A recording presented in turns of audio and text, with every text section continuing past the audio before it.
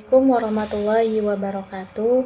Innal hamdalillah nahmaduhu wa nasta'inu wa nastaghfiruh wa na'udzubillahi min syururi anfusina wa min sayyiati a'malina. May yahdihillahu fala mudhillalah wa may yudhlilhu fala hadiyalah. Asyhadu alla ilaha illallah wa asyhadu anna Muhammadan abduhu wa rasuluh. Amma ba'du. Sebelumnya yang saya hormati Pak Elif Fadiansah, SSY MSI Rifa selaku dosen pengampu mata kuliah Makroekonomi Islam. Sebelumnya, perkenalkan saya Gaida Humairoh dengan NIM 55542300061. Pada kesempatan kali ini akan mempresentasikan hasil review jurnal yang berjudul Konsumsi dalam Makroekonomi Islam yang ditulis oleh Imahda Khairi Furqan dan diterbitkan di Jurnal Azbiyah, Jurnal Hukum dan Ekonomi Syariah pada tahun 2023. Masuk pada bagian yang pertama yaitu abstrak. Artikel ini membahas bagaimana teori konsumsi dalam makroekonomi Islam. Penelitian ini membahas dengan rinci bagaimana kegiatan konsumsi dalam skala lebih luas, yaitu skala makroekonomi, bagaimana teori dan penerapan fungsi ekonomi mempengaruhi perilaku masyarakat dalam konteks ekonomi makro. Penelitian ini juga membandingkan bagaimana fungsi konsumsi dalam perspektif ekonomi makro dan konvensional. Selanjutnya yaitu pendahuluan. Menurut Samuelson, konsumsi adalah kegiatan menghabiskan utility atau nilai guna barang dan jasa. Konsumsi merupakan suatu kegiatan yang dilakukan oleh seorang konsumen untuk menghabiskan atau memakai nilai guna atau utility suatu barang maupun jasa. Dalam ekonomi Islam, konsumsi tidak hanya sekedar menghabiskan nilai guna dari suatu barang, namun ada suatu nilai yang menjadi hal yang cukup penting dalam konsumsinya, yaitu tujuan. Tujuan utama konsumsi bagi seorang muslim adalah sebagai alat untuk membantu dalam beribadah kepada Allah. Mengonsumsi sesuatu dengan niat untuk meningkatkan kekuatan dalam ketaatan akan menjadikan kegiatan tersebut bernilai ibadah yang mendatangkan pahala. Hal-hal yang diperolehkan dapat menjadikan ibadah jika dilandasi niat untuk mendekatkan diri kepada Allah Subhanahu wa Ta'ala, seperti ketika kita makan, ketika kita beristirahat atau tidur, ketika kita bekerja. Jika tujuan dari kegiatan tersebut adalah untuk meningkatkan kemampuan dalam beribadah kita, untuk menjadi wasilah untuk kita mendekatkan diri kepada Allah dengan aktivitas tersebut, maka aktivitas tersebut akan bernilai ibadah, dan itulah tujuan dari konsumsi dalam perspektif ekonomi Islam. Nah, penelitian ini membahas mengenai fungsi konsumsi yang dilandaskan tujuan Islam dalam konteks makroekonomi dan kesimpulan dari penelitian. Bagian selanjutnya yaitu isi. A. Dasar hukum perilaku konsumsi. Dasar hukum perilaku konsumsi dalam perspektif ekonomi Islam tentu saja berlandaskan pada Al-Quran dan Sunnah, yang dimana dalam dalil Al-Quran, di dalam Al-Quran surat Al-A'raf ayat 31 Allah Subhanahu wa Ta'ala berfirman, yang artinya, hai anak Adam, pakailah pakaianmu yang indah di setiap memasuki masjid, makan dan minumlah dan janganlah berlebih-lebihan, sesungguhnya Allah tidak menyukai orang-orang yang berlebih-lebihan. Ayat ini mengandung penuh makna. Salah satunya Allah itu memperbolehkan kita mengkonsumsi segala hal, memperbolehkan kita berpakaian yang terbaik dan memperbolehkan kita makan dan minum. Tapi di sini Allah juga memerintahkan kita untuk tidak berlebih-lebihan, sebagaimana hal yang tidak disukai Allah, dan itu adalah sifatnya setan ketika kita berlebih-lebihan. Maka makan dan minumlah secukupnya, jangan berlebih-lebihan, karena selain di situ tidak disukai oleh Allah gitu ya, dalam ayat ini disampaikan bahwa Allah tidak menyukai orang yang berlebih-lebihan, tetapi sebenarnya dalam pengimplementasiannya makna berlebih-lebihan ini juga sebetulnya banyak mengandung keburukan gitu. Ketika kita mengkonsumsi makanan, contohnya ketika kita mengkonsumsi makanan secara berlebih-lebihan, tentu saja itu akan berakibat buruk pada kesehatan kita, apalagi ketika makanan yang kita pilih itu tidak sesuai dengan standar yang ditetapkan oleh agama kita gitu. Selanjutnya yaitu ada prinsip konsumsi dalam Islam. Nah, prinsip konsumsi dalam Islam ini terdapat 5, yang dimana yang pertama adalah prinsip keadilan. Prinsip keadilan ini mengandung makna secara syariat bahwa ketika kita mengkonsumsi suatu hal, baik itu barang ataupun jasa, itu tidak boleh mengandung unsur yang haram atau yang dilarang oleh Allah.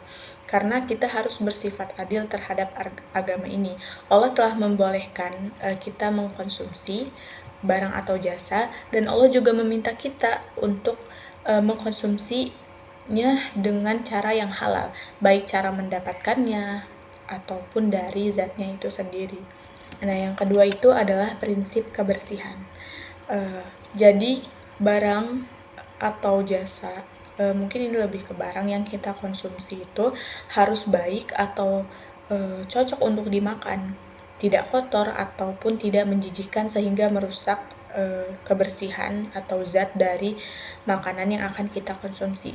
Sebagaimana Rasulullah SAW juga bersabda dalam hadis yang diriwayatkan oleh Tirmizi, makanan diberkahi jika kita mencuci tangan sebelum dan setelah memakannya. Hal sekecil itu pun sudah dinotis oleh Rasulullah bahwa menjaga kebersihan baik itu dari tangan kita ataupun dari makanannya itu sangat penting, karena dalam Islam ditekankan bahwa kebersihan itu sebagian daripada iman. Yang ketiga yaitu prinsip kesederhanaan. Makan dan minumlah secukupnya, jangan berlebih-lebihan. Nah, Allah juga berfirman dalam Quran surat Al-Maidah ayat 87 bahwa makan dan minumlah dan janganlah engkau berlebih-lebihan, sesungguhnya Allah tidak menyukai orang-orang yang melampaui batas. Banyak ayat-ayat dari Al-Quran yang menyebutkan bahwa Allah sangat tidak menyukai orang yang berlebih-lebihan. Maka prinsip kesederhanaan ini menjadi prinsip yang benar-benar harus dipegang teguh oleh seluruh umat muslim dalam menjalankan kegiatan konsumsinya. Selanjutnya, yang keempat yaitu prinsip kemurahhatian. Islam memerintahkan agar senantiasa memperhatikan saudara dan tetangga kita dengan senantiasa berbagi rasa bersama, karena begitu pula yang diajarkan Allah kepada manusia. Allah tidak pernah menghitungkan seberapa banyak karunia yang diberikan kepada manusia. Jadi dalam Islam ditekankan bahwa antara umat satu dengan yang lainnya adalah seperti sebuah satu tubuh. Jadi ketika satu merasakan sakit, maka semuanya juga merasakan sakit. Ketika satu merasakan kebahagiaan, maka semuanya juga harus merasakan kebahagiaan. Yang selanjutnya, yang terakhir dari 5 prinsip ini yaitu prinsip moralitas. Senantiasa dalam prinsip moralitas ini senantiasa menyebut nama Allah dan bersyukur atas karunia-Nya. Maka hal tersebut secara tidak langsung akan membawa dampak psikologis bagi pelakunya, bagi kita pelaku konsumsi, seperti anti makanan haram, baik zat maupun cara mendapatkannya, sehingga kita merasakan ketenangan jiwa. Jadi prinsip moralitas ini harus ditekankan karena segala yang kita miliki adalah karunia Allah, sehingga kita dengan hati-hati menggunakannya dan kita selalu bersyukur terhadap karunia Allah tersebut. Selanjutnya yaitu ada 3 nilai dasar yang menjadi fondasi bagi perilaku konsumsi masyarakat muslim. Yang pertama yaitu keyakinan akan adanya hari kiamat dan kehidupan akhirat. Prinsip ini mengarahkan seorang konsumen untuk mengutamakan konsumsi untuk akhirat daripada dunia, mengutamakan konsumsi untuk ibadah daripada konsumsi duniawi. Konsumsi untuk ibadah merupakan future consumption karena terdapat balasan surga di akhirat, sedangkan konsumsi dunia adalah present consumption, yang dimana ya tujuannya untuk dunia. Tapi dalam hal ini seorang muslim yang tadi telah disampaikan bisa menjadikan konsumsi dunia itu sebagai konsumsi akhirat juga. Jadi ketika melakukan konsumsi dunia seperti memenuhi kebutuhan pangan, makan, ketika kita meniatkannya bahwa dengan makan ini saya berniat ketika saya memiliki tenaga ini akan saya gunakan untuk ibadah, maka itu bisa mendapatkan keduanya. Jadi bisa mendapatkan future consumption untuk akhiratnya karena ada nilai atau ada niat untuk ibadah, dan juga bisa mendapatkan present consumption atau konsumsi untuk duniawinya, yaitu mencukupi kebutuhan diri gitu. Selanjutnya, yang kedua yaitu konsep sukses dalam kehidupan seorang muslim diukur dengan moral agama Islam dan bukan dengan jumlah kekayaan yang dimiliki. Semakin tinggi moralitas, semakin tinggi pula kesuksesan yang dicapai. Kebijakan, kebenaran, dan ketakwaan kepada Allah Subhanahu wa Ta'ala merupakan kunci moral dalam Islam. Kebaikan dan kebenaran dapat dicapai dengan perilaku yang baik dan bermanfaat bagi kehidupan dan menjauhkan diri dari kejahatan. Yang terakhir, ketiga, kedudukan harta. Kedudukan harta merupakan anugerah Allah Subhanahu wa Ta'ala, merupakan pemberian dari Allah Subhanahu wa Ta'ala, dan bukan sesuatu yang dengan sendirinya bersifat buruk sehingga harus dijauhi secara berlebihan. Harta merupakan alat untuk mencapai tujuan hidup jika diusahakan dan dimanfaatkan dengan benar, sebagaimana firman Allah dalam Quran Surat Al-Baqarah ayat 265. Jadi sini di poin ketiga ini mengandung makna bahwa harta itu memang muslim dituntut untuk sederhana, tapi muslim juga harus mempunyai banyak harta gitu, karena dengan seorang muslim mempunyai kekayaan, dia bisa membantu banyak orang. Jadi kekayaannya bukan diniatkan untuk ditumpuk secara pribadi, tapi kekayaannya digunakan untuk menolong umat ini. Seperti itu. Selanjutnya yaitu teori konsumsi dalam ekonomi makro Islam. Sejumlah ekonom muslim diantaranya adalah Zarqo, Manzarkaf, Metwali, Fahim Khan, Abdul Manan, M.A. Qadli, Munawar Iqbal, Rejali, dan Al-Zamil, serta Ausaf Ahmad telah berusaha memformulasikan fungsi konsumsi yang mencerminkan faktor-faktor tambahan, meski tidak seluruhnya. Mereka beranggapan bahwa tingkat harga saja tidaklah cukup untuk mengurangi tingkat konsumsi barang mewah yang dilakukan oleh orang-orang kaya. Diperlukan cara untuk mengubah sikap, selera, dan preferensi, memberikan motivasi yang tepat, serta menciptakan lingkungan sosial yang memandang buruk konsumsi seperti itu. Di samping itu, perlu pula untuk menyediakan sumber daya bagi penduduk miskin guna meningkatkan daya beli atas barang-barang dan jasa yang terkait dengan kebutuhan dasar. Hal itulah yang coba dipenuhi oleh paradigma religius, khususnya Islam, dengan menekankan perubahan individu dan sosial melalui reformasi moral dan kelembagaan. Norma konsumsi Islam dapat membantu memberikan orientasi preferensi individual yang menentang konsumsi barang-barang mewah dan bersama dengan jaring pengaman sosial, seperti zakat, serta pengeluaran-pengeluaran untuk amal mempengaruhi alokasi dan sumber daya yang dapat meningkatkan tingkat konsumsi pada komponen barang kebutuhan dasar. Produsen kemudian mungkin akan merespon permintaan ini sehingga volume investasi yang lebih besar dialihkan kepada produksi barang-barang yang terkait kebutuhan dasar. Menurut Imam Al-Ghazali, kebutuhan hajat adalah keinginan manusia untuk mendapatkan sesuatu yang diperlukan dalam rangka mempertahankan keberlangsungan hidupnya dan menjalankan fungsinya. Kita melihat misalnya dalam hal kebutuhan akan makanan dan pakaian. Kebutuhan makanan adalah untuk menolak kelaparan dan melangsungkan kehidupan. Kebutuhan pakaian untuk menolak panas dan dingin. Pada tahapan ini mungkin tidak bisa dibedakan antara keinginan, syahwat, dan kebutuhan, hajat, karena keduanya sama-sama dibutuhkan oleh diri kita. Dan terjadi persamaan umum antara Homo economicus dan Homo Islamicus. Manusia harus mengerti tujuan utama diciptakannya nafsu ingin makan adalah untuk menggerakkannya mencari makan dalam rangka menghilangkan rasa kelaparan, sehingga fisik manusia tetap sehat dan mampu menjalankan fungsinya secara optimal sebagai hamba Allah yang beribadah kepadanya. Nah, seperti itu. Dan selanjutnya terdapat skema atau diagram alur konsumsi dalam Islam. Bisa dilihat bahwa di sini terdapat skema atau alur konsumsi. Di sini terdapat skema atau diagram alur konsumsi. Nah, diagram atau alur konsumsi ini diawali dengan adanya manusia, diciptakannya manusia. Manusia diciptakan oleh Allah, oleh Tuhan, tidak lain hanya untuk beribadah kepada Tuhan. Dan dalam proses beribadah ini, maka manusia butuh yang namanya konsumsi untuk mempertahankan hidupnya, untuk beribadah. Maka dari konsumsi ini terbagi ke dalam klasifikasi 3 hal. Yang pertama yaitu kebutuhan primer atau dalam Islam disebut dengan kebutuhan daruriyat, yang dimana kebutuhan daruriyat ini kebutuhan yang benar-benar harus terpenuhi seperti sandang, pangan, dan papan, karena kita tidak bisa bertahan hidup tanpa itu gitu. Kebutuhan tingkat kedua yaitu sekunder atau hajiyat, dan kebutuhan yang terakhir, kebutuhan yang paling tinggi tingkatannya, yang dimana bisa dibilang tidak terlalu diperlukan, yaitu kebutuhan tahsiniyat.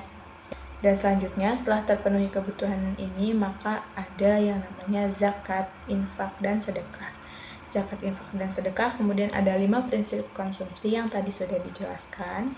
Ada tabungan yang dimana tujuan dari semua alur konsumsi ini adalah untuk tercapainya keseimbangan antara konsumsi di dunia, present consumption, dan konsumsi di akhirat, yaitu future consumption. Dalam konsumsi, misalnya kita menemukan nilai ibadah dengan adanya zakat yang wajib hukumnya. Kemudian infak dan sedekah yang sangat diutamakan sehingga konsumsi akan menjadi lebih lengkap ketika kita dapat berbagi dengan saudara kita yang lainnya, yang memang tidak mampu untuk memenuhi kebutuhan hidupnya. Begitu juga ketika kita akan mengkonsumsi makanan, kita diusahakan untuk membaca doa sebelum makan dan doa sesudah makan ketika telah selesai makan, sebagai ucapan terima kasih kepada Allah Subhanahu wa Ta'ala yang telah mengaruniakan dan memberikan rezeki kepada kita, sehingga kita selalu merasa bahwa Allah selalu ada dalam setiap helaan nafas manusia. Adi Warman Karim menjelaskan bahwa dalam ekonomi konvensional ada suatu bahasan tentang konsumsi intertemporal, yaitu konsumsi yang dilakukan dalam 2 periode waktu, yaitu di masa sekarang, periode pertama, dan masa yang akan datang, periode kedua. Dalam ekonomi konvensional, pendapatan adalah penjumlahan konsumsi dan tabungan yang secara matematis ditulis sebagai berikut, yaitu Y sama dengan C ditambah S, yang dimana Y itu pendapatan, C itu konsumsi, dan S itu saving atau tabungan. Adapun konsumsi intertemporal dalam Islam seperti yang telah dijelaskan dalam hadis Rasulullah SAW, yang maknanya adalah harta yang kamu miliki adalah apa yang kamu makan dan apa yang kamu infakkan. Oleh karena itu, persamaan pendapatan menjadi berubah, yang dimana tadinya Y sama dengan C plus S menjadi Y sama dengan C konsumsi ditambah infak, kemudian ditambah S tabungan. Secara grafis, hal ini seharusnya digambarkan dengan 3 dimensi. Namun untuk kemudahan penyajian grafis, yaitu dengan dijadikan 2 dimensi, maka persamaan ini disederhanakan menjadi Y sama dengan Fs plus S, di mana Fs sama dengan C ditambah infak. Fs adalah final spending di jalan Allah Subhanahu wa Ta'ala. Dapat digaris bawahi di sini bahwa konsumsi seorang muslim harusnya membawa kemaslahatan bagi dirinya dan juga orang lain yang berada di sekitarnya. Hal ini ditegaskan dengan adanya konsep final spending, yaitu merupakan presentasi dari suatu hadis Rasulullah SAW bahwa sesungguhnya harta sekarang adalah yang ia makan dan yang ia infakkan. Terdapat kontribusi akademik yang diberikan oleh jurnal ini, yang dimana kontribusi akademik dalam tulisan ini ialah menambah pengetahuan tentang bagaimana konsep konsumsi dalam konteks ekonomi makro Islam, sehingga sebagai akademisi, para pembacanya akan merasa sangat terbantu dan memiliki gambaran terkait bagaimana Islam memandang proses konsumsi agregat atau secara keseluruhan atau secara konteks makro. Kemudian di sini terdapat kelebihan serta kekurangan dari jurnal ini. Kelebihannya, tulisan ini memiliki kelebihan yaitu memberikan penjelasan yang baik tentang bagaimana dasar hukum perilaku konsumsi, prinsip konsumsi dalam Islam, teori konsumsi dalam makroekonomi Islam, dan skema atau alur konsumsi dalam Islam yang disertai dalil dan gambaran yang jelas sehingga dapat memberikan wawasan yang luas untuk pembacanya. Namun di mana ada kelebihan pasti ada kekurangan. Jadi kekurangan dari penulisan ini adalah kurang terstrukturnya poin-poin materi yang dijelaskan sehingga pembaca harus mencerna dengan lebih seksama lagi agar mendapatkan makna dari penjelasan materi dalam jurnal ini. Kemudian terakhir yaitu kesimpulan. Konsumsi dalam ekonomi Islam memang tidak hanya berorientasi pada konsumsi di dunia, present consumption, namun juga konsumsi di akhirat, yaitu future consumption, yang dilakukan dengan mengimbangi segala kegiatan di dalamnya menggunakan niat beribadah kepada Allah Subhanahu wa Ta'ala.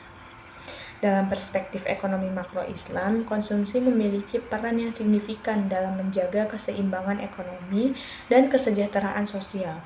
Berbeda dengan ekonomi konvensional yang seringkali menekankan konsumsi berdasarkan utilitas individu semata. Ekonomi Islam mengutamakan konsumsi yang berlandaskan prinsip-prinsip syariah seperti prinsip yang telah dijelaskan tadi, yaitu terdapat 5 prinsip. Cukup sekian yang dapat saya sampaikan. Apabila terdapat kelebihan itu datangnya dari Allah Subhanahu wa Ta'ala, dan apabila terdapat kekurangan itu datangnya dari diri saya pribadi. Terima kasih. Wassalamualaikum warahmatullahi wabarakatuh.